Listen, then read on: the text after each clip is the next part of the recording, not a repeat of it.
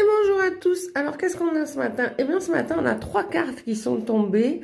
Et alors, ces trois cartes me font, moi, beaucoup penser à l'ikigai. Mais je vais vous l'expliquer autrement parce que l'ikigai, on vous l'explique surtout de manière trouver votre potentiel pour faire une action de travail. Mais l'ikigai, en japonais, s'explique de manière bien différente à mon sens. Alors, accepter les choses du passé. Pour aller de l'avant, bien entendu, eh bien, il faut avancer tout simplement, c'est-à-dire être en accord avec les choses du passé, hein, ne pas forcément être dans le regret, ne pas forcément se créer de la rancune avec les j'aurais dû faire, j'aurais dû ceci, j'aurais dû cela. Non, il faut avancer. Et pourquoi je vous parle de l'ikigai? Parce que avancer, guérir les blessures du passé, ça je vous l'ai déjà dit, il y a des blessures qui parfois silencieuses font bien plus de mal que des blessures officielles. Hein. Donc on a toujours tendance à se mettre une armure par-dessus.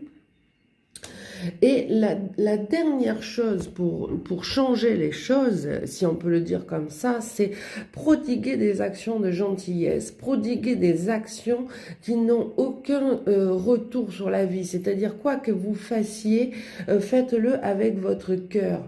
Et c'est pour ça que d'abord, ce sont des portes qui vont vous ouvrir énormément de possibilités au niveau de la correction des erreurs passées. Ce sont des portes qui vont vous ouvrir énormément de possibilités au niveau du fait de guérir vos blessures, et ce sont des portes qui vont vous ouvrir énormément de faits au niveau du relationnel. Voilà, tout simplement, ne pas être dans l'attente. Et l'ikigai, on va y revenir.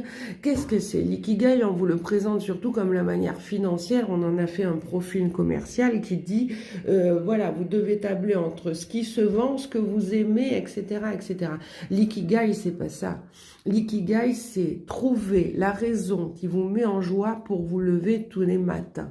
Et lorsque vous aurez cette raison qui vous met en joie de vous lever tous les matins, là, vous aurez votre raison de vivre. L'ikigai, c'est pas un travail. Le travail, si on a plus de 65 ans et qu'on est à la retraite, mais qu'on a un ikigai, on s'arrêtera pas parce que l'ikigai devient une philosophie de vie. Le travail devient une philosophie de vie. Tous les concepts japonais sont une philosophie de vie, à ne pas ramener au sens commercial. Donc là, en l'occurrence, la philosophie de vie est, pour guérir toutes vos blessures, de continuer à donner de la gentillesse sans attendre un retour.